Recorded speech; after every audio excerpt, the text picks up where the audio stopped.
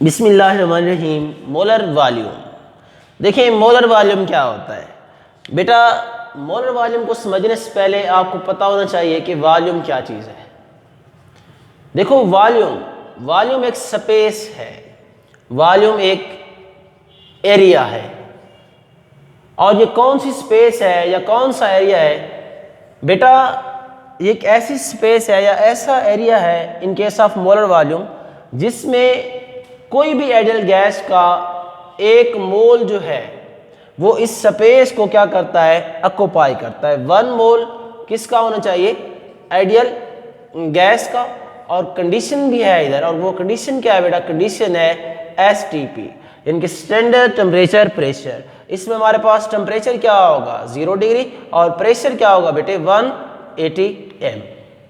अब जरा देखिए मोलर वॉल्यूम, इनके एक मोल आइडियल गैस का जितनी स्पेस को घेरेगा, जितनी स्पेस को ऑक्युपाई करेगा एट STP, वो हमारे पास क्या होता है? मोलर वॉल्यूम कहलाता है। यानी कि एक मोल आइडियल गैस का जितनी जगह को घेरता है स्टैंडर्ड टेम्परेचर प्रेशर के ऊपर, वो जगह, वो घिरी हुई जगह जो है वो किसके बराबर होती है? मोलर वॉल्यूम के बराबर होती है। चलते हैं इसकी डेफिनेशन को स्टार्ट करते हैं। देखो कि the volume occupied by 1 mole of an ideal gas at STP such as temperature is equal to 0 degree, pressure is equal to 180 m. This volume is called molar volume. इस volume को हम क्या बोलते हैं? मोलर वॉल्यूम कहते हैं। अब बेटा इसके बाद इसको हम रिप्रेजेंट कैसे करते हैं? आपसे ये भी पूछा जा सकता है कि मोलर वॉल्यूम को आप रिप्रेजेंट कैसे करते हो? देखो इसका सिंबल हमारे पास क्या होता है? Symbol it is represented by VM। इसको हम रिप्रेजेंट करते हैं VM से, मोलर वॉल्यूम से। अब आते हैं इसकी वैल्यू पे। देखो बेटे इसकी वैल्यू मैंने अभी आपको बताई है कि एक मोल आइडियल गैस का कितनी जगह को घेरे हुए था। वो जगह जो थी वो बराबर थी 22.414 डेसीमीटर क्यूब। और ये जो जगह है, इतना जो वॉल्यूम है, इसको हम बोलते हैं मोलर वॉल्यूम। क्लियर हो गया? ये इसकी हो गई वैल्यू। अब बेटा एग्जांपल्स पर आते हैं। अब देखें कि एग्जांपल्स में क्या है। 1 मोल ऑफ H2 का 1 मोल कितने ग्राम के बराबर होता है? ये होता है 2 ग्राम के इक्वल। और 1 मोल के अंदर नंबर ऑफ मॉलिक्यूल्स कितने होंगे? एवोगैड्रोस लॉ तो आपने पढ़ा ही होगा ना, कि 1 मोल गैस जो है उसके अंदर नंबर ऑफ मॉलिक्यूल्स जो है वो बराबर होते हैं 6.02 क्रॉस 10⁻23 के। इसी तरह बेटा 1 mole of CH4, 1 mole of CH4 जो है ये बराबर होगा किसके? कार्बन होता है 12, हाइड्रोजन 1 4 है, तो क्या आ जाएगा? 16 ग्राम। 6.02 क्रॉस 10⁻23, ये भी ऐसे आ जाएगा। अब बेटा इसके अलावा मजीद भी आप एग्जांपल इसके अंदर लिख सकते हैं। जिस तरह मेरे पास है 1 मोल ऑफ CO2, कार्बन होता है 12 और ऑक्सीजन 16, 2 है 32 हो जाएगा, तो ये आ जाएगा 44 ग्राम। इसके अंदर नंबर ऑफ पार्टिकल्स कितने होंगे? 6.02 क्रॉस 10⁻23। अब अगर देखें बेटा ये सब की क्वांटिटी जो है, ये क्वांटिटी हमारे पास क्या आ रही है? 1 मोल आ रही है। तो एवोगैड्रोस लॉ के मुताबिक 1 मोल किसी भी गैस का है उसके अंदर नंबर ऑफ पार्टिकल्स जो हैं वो बराबर होंगे Na के। और बेटा ये कितनी जगह को घेरेंगे? ये जगह घेरेंगे 22.414 decimetre cube. At is 22.414 decimetre cube. इसका भी ऐसे लिखेंगे 22.414 डेसीमीटर क्यूब। तो यहाँ पर आपने ये नोट करना है कि 1 मोल है, बेशक उसका मास देखें, इसका मास और है, इसका मास और है, इसका मास और है, नंबर ऑफ पार्टिकल सेम है और नंबर ऑफ पार्टिकल सेम है, तो मोलर वॉल्यूम जो है ये भी क्या है बेटा? सेम है। अब इसके अलावा आपने जो आगे इसको याद करना है वो है इसकी डिपेंडेंसी, कि मोलर वॉल्यूम जो है किस चीज़ पर डिपेंड करता है। डिपेंडेंसी इसकी हेडिंग देनी है। देखो मोलर वॉल्यूम जो है ये डिपेंड करता है किस पर? नंबर ऑफ मॉलिक्यूल्स के ऊपर। Molar volume depend upon number of molecules and it is independent, और ये डिपेंड नहीं करता, independent on the size and the mass of molecules। ये बड़ा इंपॉर्टेंट पॉइंट है भाई, ये लाजमी याद रखना है आपने कि मोलर वॉल्यूम जो है, क्योंकि शार्ट आप हर शार्ट में तकरीबन अगर मोलर वॉल्यूम से आएगा तो इसको लाजमी लिखना होगा अगर रीजनिंग वाला कोई सवाल होगा। तो मोलर वॉल्यूम जो है वो डिपेंड करता है नंबर ऑफ मॉलिक्यूल्स पे, और ये डिपेंड नहीं करता किस पे? साइज पे और मास पे, क्योंकि मास ऑफ द गैस इस पे ये डिपेंड नहीं करता। ठीक हो गया जी।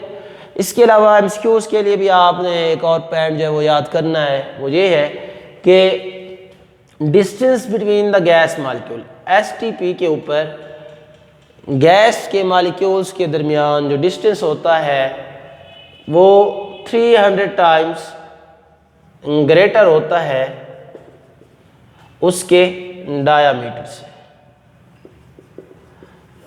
ये भी आपने याद करना है। तो चलें अब इसमें से जो शार्ट बनते हैं अब उनको ज़रा स्टार्ट करते हैं।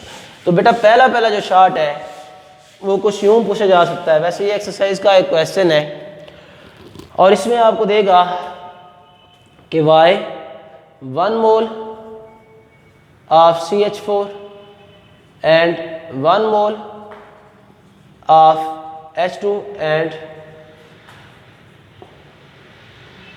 1 mole of CO2 possess different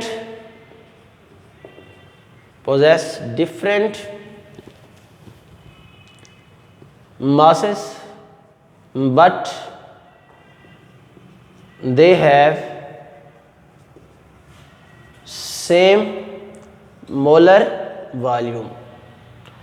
देखिए ये डिफरेंट गैसेस आपको दी गई हैं, जाहिर सी बात है इनका मास डिफरेंट ही है, आपको नज़र भी आ रहा है, अभी भी आपको थोड़ा सा पहले आपको मैंने बताया है मासेस तो बेटा इनके डिफरेंट हैं, लेकिन फिर भी इनका जो मोलर वॉल्यूम है वो सेम आ जाता है। इसकी वजह क्या है बेटा? इसकी वजह मैं आपको बता चुका हूँ, क्योंकि मोलर वॉल्यूम जो है वो डिपेंड नहीं करता, किस पे डिपेंड नहीं करता? मास और साइज पे, और वो डिपेंड करता है किस चीज़ पे डिपेंड करता है? नंबर ऑफ मॉलिक्यूल्स के। अब देखिए ना सारे के सारे क्या हैं? 1 मोल है, ये भी 1 मोल है, ये भी 1 मोल है, ये भी 1 मोल है। अब क्वांटिटी इनकी सेम है जो कि 1 मोल है।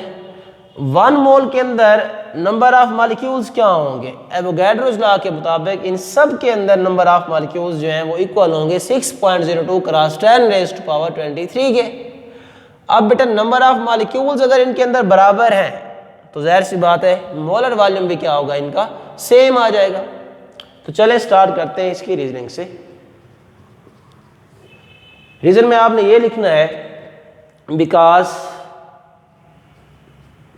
Mass and size does not affect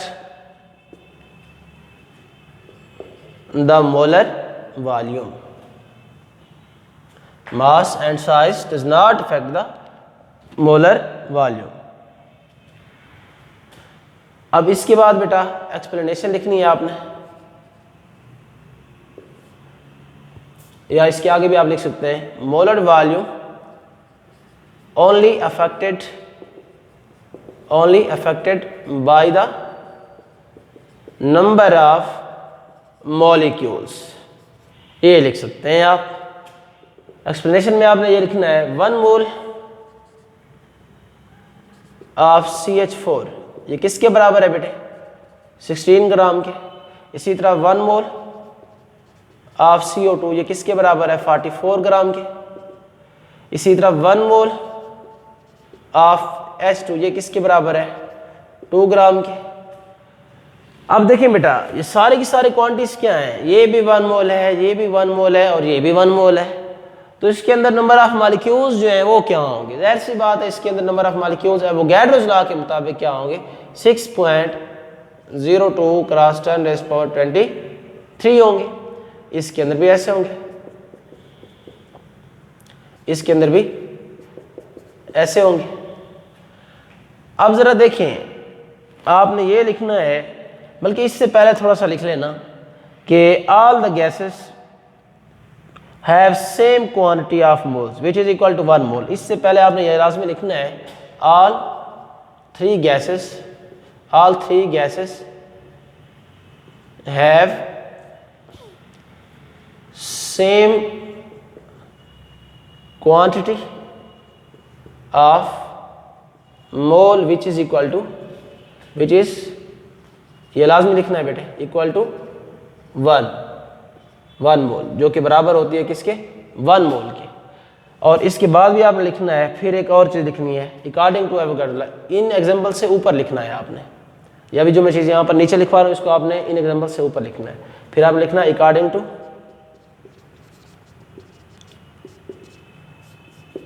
Avogadro's law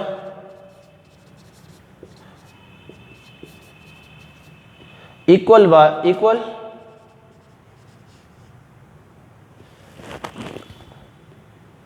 moles of all ideal gases, या आप यूं लिखें at STP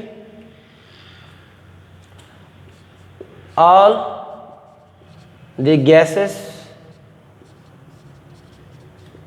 having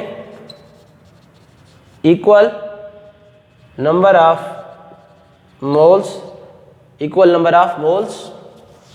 all the gases having equal number of moles